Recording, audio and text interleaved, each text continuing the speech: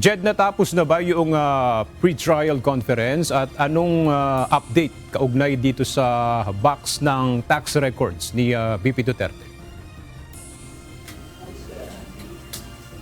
Aga hanggang sa mga oras na ito ay hindi pa nga natatapos yung pre-trial conference o yung pagmamarka doon sa mga ebidensyang may kaugnayan sa articles of impeachment laban kay Vice President Sara Duterte. Pero around 5:20 onwards hanggang ngayon nakita namin na nagsisimula ng ilabas yung mga kahon-kahon at mali-maletang mga dokumento mula doon sa rector room kung saan ginanap yung 5 araw na trial conference o yung marking of evidence. At ayon din kanina sa Clerk of Court ay malapit na ngang matapos itong mga pagmamarkang ginagawa. At samantala, ayon din sa Secretary ng Senado at Clerk of Court na si Attorney Renato Bantog Jr., hanggang sa ngayon ay wala pang inilalabas na desisyon ang Senate Impeachment Court sa kung bubuksan ba yung kahon ng tax records ni Vice President Sara Duterte at ng kanyang asawa na si Attorney Mans Carpio. Bago pa man matapos ang pre-trial conference, sinabi na ni Representative Terry Ridon na handang igiit ng House Prosecution Panel na pamarkahan sa pre-trial conference ang kahon mula sa Bureau of Internal Revenue o BIR na naglalaman ng tax records ng mag-asawang si Vice President Sara Duterte at Attorney Manasseh Carpio. Ito ay kahit hindi pa nakakapagdesisyon ang impeachment court kung pagbibigyan ang manifestation ng prosecution na buksan ang nasabing kahon. I'm quite certain there will be a marking today of the box itself. The box, no, sealed. It's box na lang. I think yun po yung pwedeng I think that is what will happen today. Maybe the box will be marked itself, no? Even if the contents are unknown, sir, you will mark it as an evidence. Ganun po ba? Paano ba, sir? Yes, that's correct. It will be marked. The BIR box that was transmitted from the House to the Senate will be marked today. So yun po. So we will see later pagka po di na lang. But I'm quite certain the prosecution panel will insist that mabuksan po yung box today. If not, and then we will leave it to the court to decide. Para kay Public Prosecutor Representative Ridon, walang problema kung markahan lamang ang kahon bilang isang ebidensyang gagamitin nila kapag nagsimula na ang aktwal na paglilitis. Walang unusual doon kasi object evidence naman ho yun eh. So wala akong problema to mark the thing itself. I think that is our expectation. That is what we will insist on. That the box be marked. Kasi it's our evidence eh. Hindi ba? Bit-bit ho namin yan from the House going to the Senate. So I think we have every right to mark the box itself. Ipinaliwanag din ng mambabatas kung bakit mahalaga sa kanilang panig na mabuksan o magamit ito bilang ebidensya sa mga reklamo laban sa Vice-Presidente.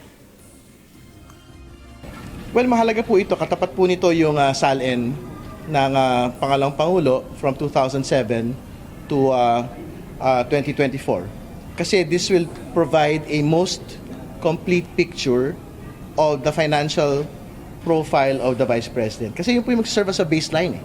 Nung pong actual po niya ang kayamanan. So ibabangga po yung net worth in 2024 at 88.5 million. Doon po sa income net of taxes. Doon po sa kanya pong BIR documents. At ibabangga po ito doon sa mga AMLC reports and bank accounts which will be opened during trial proper.